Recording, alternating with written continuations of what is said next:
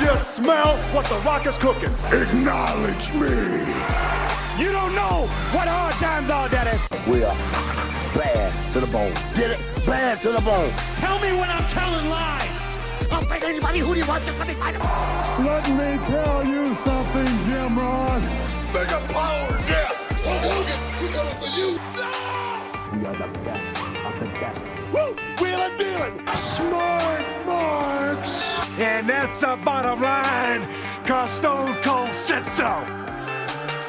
Yo, welcome back to another episode of Talk 'em in the Building, a pro wrestling podcast where we put the focus on the promo. We talk about the talkers, we hype the hype man, and of course we pontificate upon the promo. I'm Adrian, you already know it's no BS coming from me. And out west, we got the good brother Adalid. How you living, bro? Hey, living it up, brother. Always good to be here. Shout out to the listeners. Yes, sir. Yeah, man. Shout out to Greg also, the third member. Absolutely. Taking care of family things. We'll see him in the next week or so. But if this is y'all's first time checking us out, thank you. First and foremost, leave a like, comment, subscribe, all of that good stuff. And if you want to check past episodes, because we got plenty of them, go to intothebuilding.com. That will bring you directly to our YouTube. I have it all organized, playlists and all of that. Check it out. We got some great conversations about this great thing called pro wrestling, more specifically the promo. But we also have our little side quest or whatnot, where it's our in the building reports. And for today's episode, it's going to be a Dusty review, where we check out something that's currently going on, a promo or a segment. We're going to talk the good, the bad, the ugly, and ultimately we're going to decide whether or not it talked you into the building. And on a scale of 1 to 5 Dusties, how great or how bad was the promo? So today's promo is coming post SummerSlam. But before we get into that, Adalid, I do want to ask you about SummerSlam in general. Something happened, and it's not even a match. It's not even a promo. It's not even a moment. Shout out to Kevin Owens returning. Shout out to Oba for retiring. Mm-hmm. Brock Lesnar, in my opinion, the last great superstar of professional wrestling. Shout out to Roman Reigns and Seth for their kind of polarizing match. I'm seeing a lot of people on one side saying it's a 5-star match. And I'm seeing some people on this side like, not so much, like that sort of thing. But that's pro wrestling, right? Yeah. But what I want to talk about, Adalid, was an announcement that WWE made during SummerSlam. And I don't know if you saw it because it seemed like it was pretty quick. But WWE announced that for WrestleMania this year, which is going to be in Saudi Arabia, they're actually going to have an official watch party at Madison Square Garden at their theater. But they're going to also pair that with shows from AAA as well as NXT. And I don't know, man. I kind of like the idea. It kind of seems a little greedy, but hey, capitalism. It seems greedy, but that's on brand at this point. Yeah. But it kind of intrigued me because it seems like, it's going to be a good contingency of wrestling fans that are used to traveling for a WrestleMania. Now you have an opportunity to go to New York, check out the sights and scenes, watch WrestleMania during the day because it's Saudi Arabia time and all of that stuff. Mm-hmm. But then you get to check out AAA at the end of the night or during a regular wrestling night or NXT Stand and Deliver. So I want to know, what are your thoughts on this announcement? I don't know if you saw it, and I just want to know what were your thoughts on it. I'd heard rumblings about it. I hadn't, explicitly read about the details, but I mean, the short answer is that it's not surprising. It's right. Unsurprising because of just the state of what pro wrestling is, right? Where, there isn't a monopoly, but there certainly is one company who's calling the shots in terms of what they see best for their own product, right? For their own company, which is now, we can have this argument, but it's not really an argument when it's facing you. Mm-hmm. It's designed to get as many eyeballs as possible, probably more than ever, right? By design. And there was always this talk about AEW potentially running a competing show because they were going to be in Saudi Arabia, but you have to consider also they don't have to take everybody over there, right? They don't have to take the whole roster. And from the sound of it, they're not, because this is NXT and this is AAA, right? This is AAA. Mm-hmm. So why not utilize them? And, people are going to be there anyway. People are probably not going to spend the ticket to go to Saudi and get a passport. So what's the next best thing? Let's give you the USA version, right? And like you said, what a great place to do it. Do it in New York when it's weather's not terrible, and I don't know New York too well, but I know April's not solid weather. It's pretty. It's not that hot yet. It's not July or anything like that. Right. But I do agree that while we can label it as greedy, it is what it is, right? No, I'm laughing calling it greedy. Yeah, because didn't they just announce also, or that they're running another show during an AEW show at the Now Arena in Chicago? They're doing another competing show at the United Center, or one of the big arenas that is downtown. On deck, man. All hands on deck. I don't know, that makes me feel happy about where the business is in that sense, right? As a fan, purely as a fan, because that's my only role. Because it makes me think, if they are so concerned with this, number 2 company that is so far distant from them, great. Then that just means that breeds competition, and hopefully that creates this impetus for you to put your best product on the market. You would hope. Yeah, you would hope. I don't see that all the time right now, to be real. But that's a different conversation. That's a fact.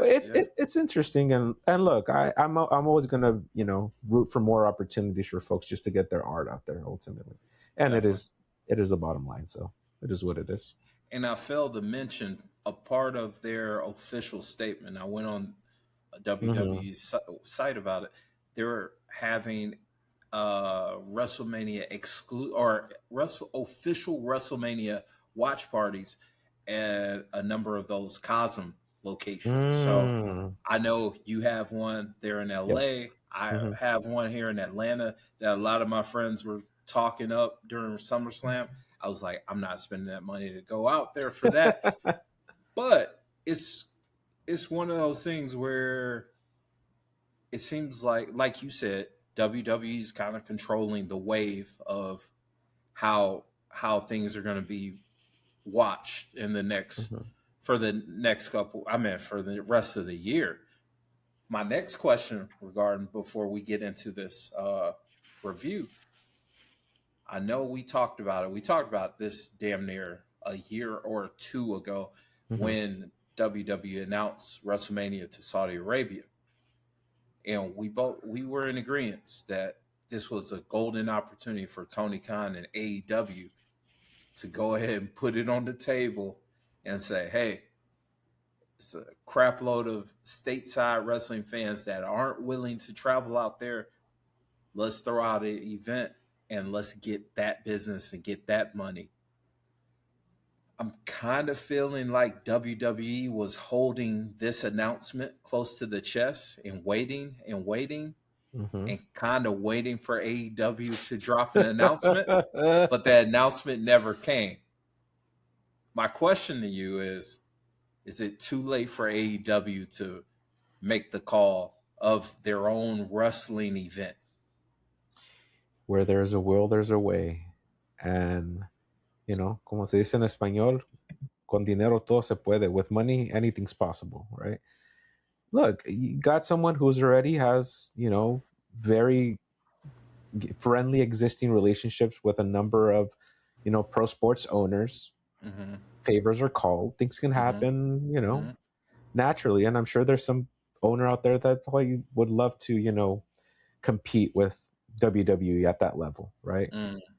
But at the same time, and I think this takes us to a broader point, I think WWE is operating in a different space now.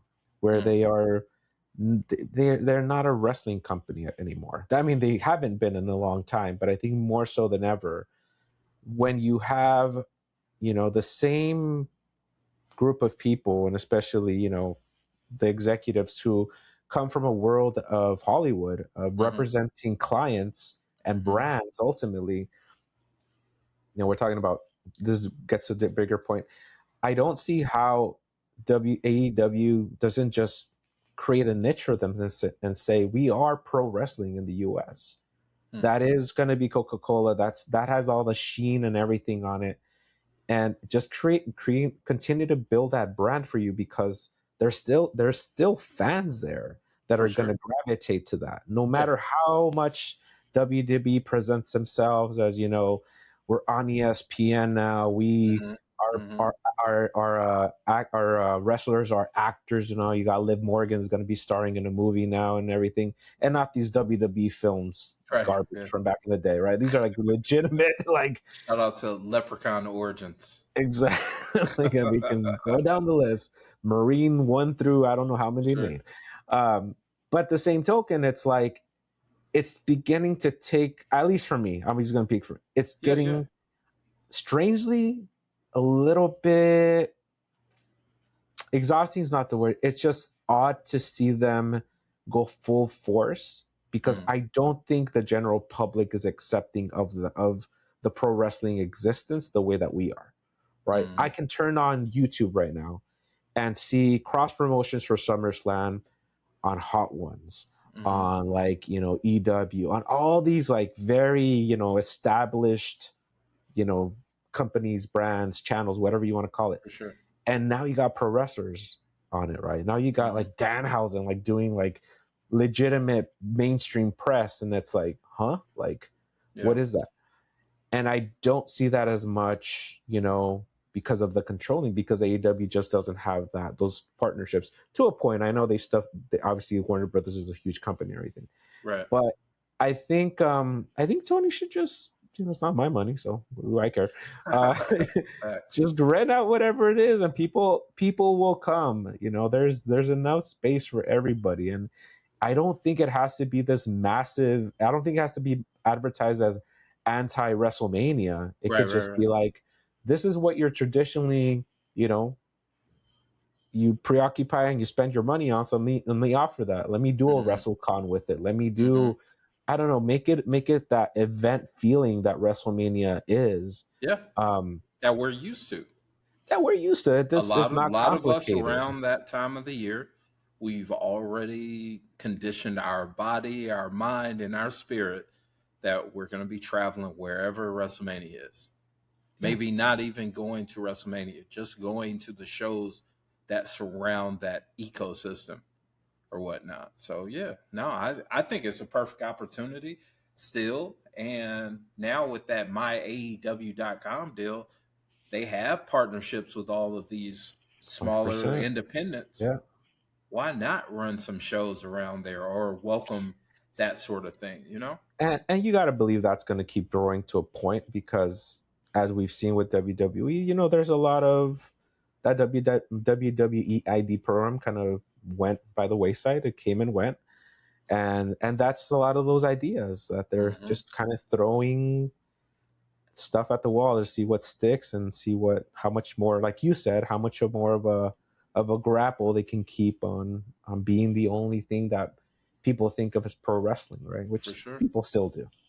But the only drawback with Tony and AEW making that kind of announcement, you got to be all in on that legit, because WWE, they move like the mob. So if you decide, if you're an independent promoter and you decide to, Tony puts that out there like, hey, we want you to be a part of this, you do that knowing that the next couple of years are gonna be bleak when it comes to rap. Like WWE is already effectively put like essentially a red line around wherever the action is in these WrestleMania cities. So it's kind of one of those, is it worth it? Or are you just gonna say, I'm gonna chill out for a year, and then like WrestleCon, like if WrestleCon makes that decision to do that, like, how does the following year work when it comes to these spaces where WrestleCon would host their event? Like, I'm sure WWE will find out, like, hey, where's WrestleCon? Nah, let's go ahead and book that. We're going to run a AAA convention in there. You know, just some petty, like, it's what it is. But or the way they're doing things now. I mean, they'll do a UFC, they'll do a boxing event, right? They'll just throw the kitchen That's a sink. good point. That's a very good point. Like, they could you don't like that? Let's do this. It's the mob, man. It's the mob. That's it. But hey, man, in a couple of years, we might not even having this conversation, because they'll be like, Saudi will be there. You know, be a Saudi WrestleMania every other year or something like that. Jeez. Listeners, let us know. What do you think about this announcement of WWE hosting watch parties while WrestleMania is going on in Saudi Arabia? Do you think it's a smart idea? We think it is a smart idea. It's greedy, but hey, it is what it is. That's capitalism, right? And let us know. Ultimately, do you think that Tony Khan and AEW is going to make an announcement to counter program what WWE has in store for April? Let us know in the comments.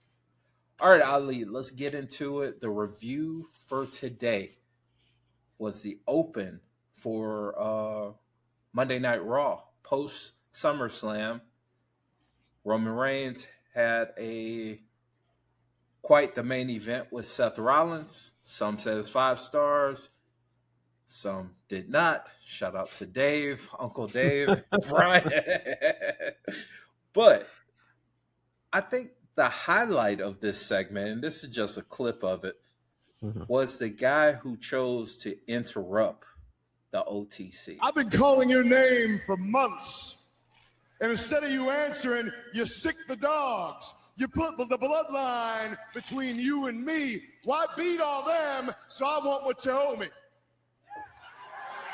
Now, you're probably sitting there thinking, well, what do I don't owe you anything. What do I owe you? Well, just rewind your mind a little bit. If you remember, last time it was me and you one-on-one, it wasn't so one-on-one. So what I want is what you gave Seth Rollins. I want you, I want me, no bloodline, no outside BS. We can do it here tonight.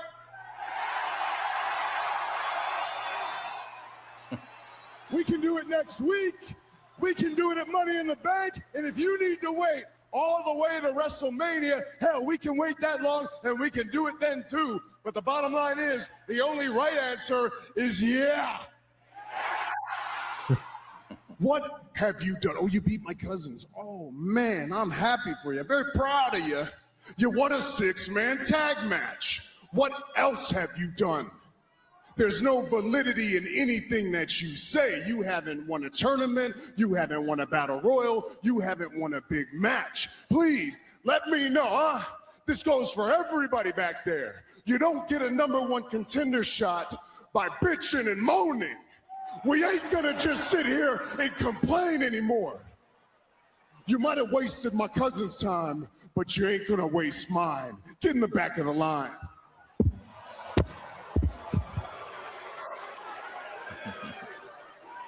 Wait, hold on. Yeah. Just not yet. I got one more thing. Let's get control. But before I get there, first of all, man, your aura, you are much cooler when you're not standing right in front of me. You stand here and you make your little scrunchy faces, and you talk about you haven't earned it. Huh? I've earned it time and again, and it took you and 38 people to beat me. What a coincidence. Listen to that crowd. That you and Seth are the shield, because all you've done is use the numbers, the sneak attacks to shield you against guys like me. Because Yankee, uniform. Sierra, uniform. Charlie, Kilo, you suck. You're the biggest vomit in the business. You're on another level because you hold that championship, but don't get lost in the sauce, brother. You're not I'm lightning in a bottle. I'm everything you wished you could be, but you couldn't. So I tell you what, When you figure out where to buy a pair, if you can't grow one, you come back and let me know, and I'll smack you back to factory settings. Because I know, you know, the whole universe knows the uncrowned champion of this world, with everybody saying,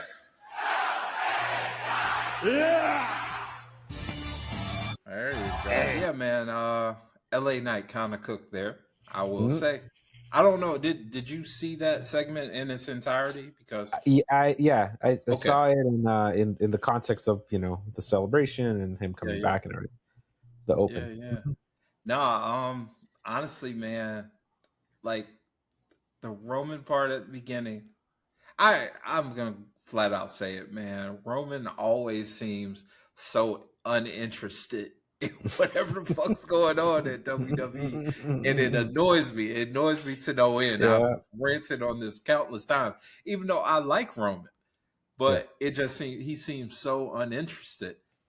But it was that little spark. Like LA Knight coming out was the needed spark to light a fire under his ass. Hopefully. That's what I'm hoping.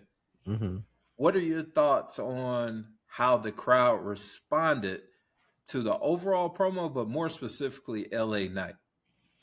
It's Roman, right? And it's Roman after a pretty definitive, I mean, as definitive as we can in this modern era from the last few years, where it's like, all right, he's the guy. Like, he's not going to be there every Monday night probably, but he is the face of the company. For the most part, a 1A, 1B with Cody at this point, right? Even much as Cody's there. But LA Knight has just been this kind of undeniable force in the background that it's like he is a disruptor. And I always half expected that segment to end as soon as he walked away. I was like, "Wow, that's it. That's a WWE. Somebody else, exactly. Somebody else is going to interrupt, and this will be a moment in time, and then LA Knight will set up a feud with somebody else, and then that's over, and we move on with our lives." And no, I was a little surprised that they even had that much of an interaction, and more so because Roman didn't say anything in return. No. It was, for the last few minutes, it was all LA Knight. And it's like, we've seen him flustered. We've seen him stumble a little bit here. And you didn't get any of that. He got all his grievances out. And truthfully, things that we've said, even on the podcast, where it's like, he's kind of gaslighting his own family and this and that. Not just us, everybody sees it. And it's like, and to the point that he's still doing it, and now they're back to where basically what they were always with the bloodline, except Solo, which I love his stuff. Yeah, but it's fun to see. It's fun to see LA Knight in his element, and truthfully, a guy that if you've seen like more recent interviews, which I know they try to keep up a character even when they're quote unquote out of character, but there's truth to the frustration, right? To saying like, I'm here. Yeah, there's this this criticism that I'm older, or that I'm the Rock, the Rock and Stone Cold's, amalgamation over here. But the truth is, the guy is entertaining. He's been entertaining since we used to watch him. Well, in LA, he used to do a lot of championship from Hollywood here in the local wrestling. It airs a little further than that. And then NWA, back when that thing was really cooking. So like we've seen like him just shine bright and be captivating, but to see him doing it with basically the biggest star, the biggest representative of WWE, is something else. And wherever this goes, whether it's just a pay-per-view or two or one, I'm okay with it at this point, because I it's clear they have a ceiling for LA Knight, which sucks, but that could change. You never know, right? It can sometimes easily change. They can't deny the audience. Momentum. All it needs is some momentum. And I think that segment is one of those, like I said, it's a spark. It's one of those things where every fire starts off with those little embers or a little spark. And I think that promo, that segment where he stood toe-to-toe, I don't know if you remember a couple weeks ago, he did something very similar to Seth Rollins, where he walked Seth down. And me being a absolute Seth Rollins hater, I loved every minute of it. And I just loved every minute of this one because it was really him just holding Roman accountable for a lot of the critiques that we as wrestling fans have for Roman Reigns. LA Knight brought it out there. And I think this could be one of those things. Yes, Roman Reigns is the guy. He is established. He is the 1A. But LA Knight was holding his own with them, man. He was holding his own. And honestly, he had Roman on the ropes on the mic. And I love seeing that. I love seeing somebody pushing another guy to the limit, you know. So I enjoyed it for sure. But did you think that Roman did enough in that overall segment? I mean, this is going to be a more overall criticism of Roman's promos for me lately. Mm-hmm. I don't think he ever does enough lately. I think it's by the numbers. Yeah, I'm gonna put it up, and I like all that. You know, it's fine. It's you know, he's Superman, right? He's the star of the show. Mm-hmm. But after a while, I'm like, if I see a Roman segment, I've seen them all, right? I know what's gonna happen. I know there's gonna be some screwy interference, or you know, and then he's gonna stand tall, and they're gonna close the show with the camera on him, and the other guy laying out or looking flustered, and it's like.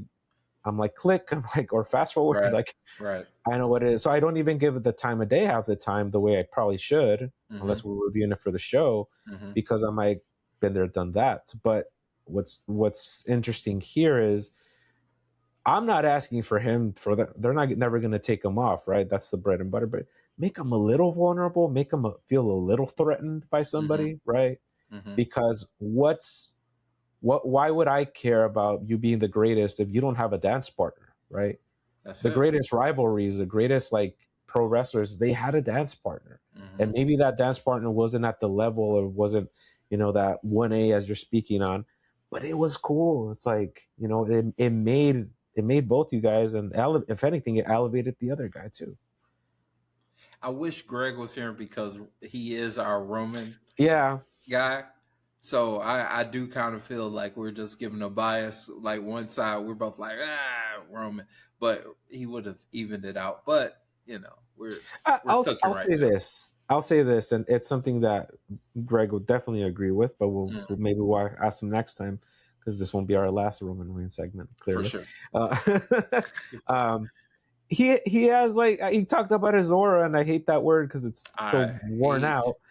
Wrestling fans need to get vocabulary about it. It's a silly word, but their vocabulary. Yeah, let's get a thesaurus over it. But but he has a presence, right? It's clearly, you know, if you see him on TV, and now he's not dyeing the beard, so he's kind of entering this, you know, elder statesman. And look, in 10 years, who knows? Maybe we don't get as many Roman matches, and maybe we'll grow to appreciate this era, so to speak, right? But as it stands now, right, it's like, okay, that's your guy, and he plays a role great, right? He plays this arrogant, you know, face of the company that is generally going to be heelish, right? But the people still love it, right? People still love to see him in the main event, so can't take that away from him. It's just, as a older wrestling fan at this point, that you know, I'll be watching it at home, and I'm like, oh, this is gonna happen.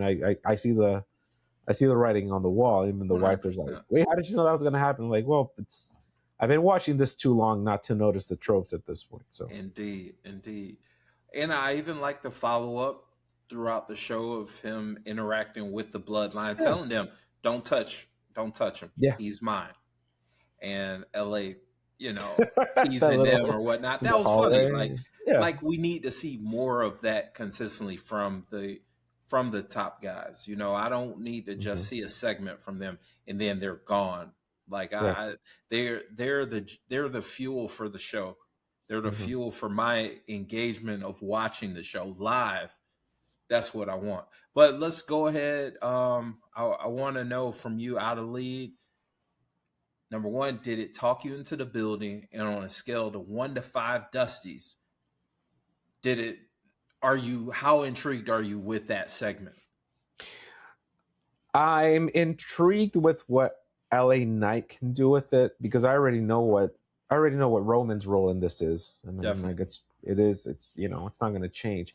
But I'm curious again how much of a crowd response LA Knight can elicit, maybe through another promo or another promo segment, right? Because I think this was, like you said, it was kind of setting that spark, right? Yeah. And more than that, I would love to see, where does this leave him after this feud, right?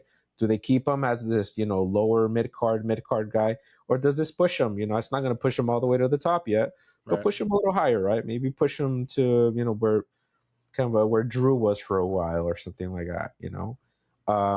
That would be interesting to see how he plays off the crowd, because he can. That's the thing. Even in this tiny little arena that they were doing, that I think was like 7,000 people or something. You heard the response. Like, you could hear it. You could hear it. Right. There's a level of confidence there that I'm like, if I'm gonna take the mic off and go to the crowd, y'all better respond, or else I'm dead in the water over here. And clearly he understands that. So for me, as far as the Dusty rating, I'm gonna give it a 3.5 Dusties out of 5. Not because I don't like LA Knight, more so because I think this was an impassionate promo. Clearly, there's a lot of truth, within this the context of the storyline. For sure. But I almost want to see, what is that, not pipe bomb, but what is that kind of signature LA Knight promo with a caliber of the caliber of what this feud could be, sound and look like, right? Like, let this man like really go at it, be on the same level, at least for the feud. And I want to see what he can bring to the table, because I still don't think we've seen the full extent of what LA Knight can do in a promo when it's at that level, right? I agree. I definitely agree. I'm gonna give it 4 Dusties, and mostly because LA really drove it home for me. He drove it home. He sounded a little pissy. He sounded a little pissy and annoyed. And as a pissy, annoyed person, I guess I enjoyed every minute of it. I like seeing someone like Roman get pushed up against a little bit. Yes, he's the top guy. I get it. He is the chosen one. But we gotta be able to have guys that can stand toe to toe with him on the mic and just elicit that kind of crowd response where you can't be denied. And that's what I saw. That's really what I saw. I haven't been really locked in on wrestling like that. I'll watch it because we have podcasts, and I'm a lifelong wrestling fan.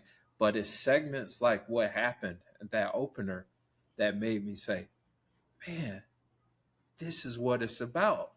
This is what, seeing that kind of conflict that you feel, also knowing how LA Knight has been treated the past couple years or whatnot. Yeah. You kind of take that into account also, but you kind of find yourself rooting for the guy. Yeah. You find yourself rooting for him, and that's what I want. I want to see more of that out of these pro wrestling performances. So for me, I'm giving it 4 Dusties. I enjoyed it. It was a great open, and it does go into hopefully a fun match between the two, and hopefully a feud or something. That's what I want to see. I want to see Roman on the ropes, man. That's what I want to see. But listeners, let us know, what did you think about that segment? Do you think that LA Knight is championship material? Let us know. Let us know in the comments. I'm really interested. Ali, as always, this is always a fun thing. It's always fun slandering Roman Reigns. It never gets old for me. Like, if there's an opportunity to slander Roman or Seth, I'm gonna slander them. I don't care. Even though I like both of them and wrestlers, but there are things that just annoy the hell out of me with Greg, respond to that in the comments. Yeah, Greg will immediately have a response next week. But listeners, go to intothebuilding.com. That'll bring you to our back catalog where we have great conversations on the past, present, and future of pro wrestling. We have episodes like this where we do a Dusty review. We have our In the Building report. That's going to be next week. That's going to be fun. And we also have our Rushmore's Wrestling, where it's a debate between the three of us about whatever subject matter that Greg presents to us. And that's always a fun conversation. But as always, like, comment, subscribe. We definitely appreciate y'all checking us out. Yes. Share it with another wrestling fan. If it's a person that likes the promo or they love the promo, definitely show the podcast to them, because we are growing and we appreciate y'all each and every episode. But for Greg in Atlanta, he'll be here in a week or so. For Adalid out west, I'm Adrian. You already know it's no BS. Coming from me, this is Talk 'em in the Building, a pro wrestling podcast where we put the focus on the promo. We talk about the talkers, we hype the hype man, and of course we pontificate upon the promo. We'll see y'all next week. You don't know what hard times are, Daddy.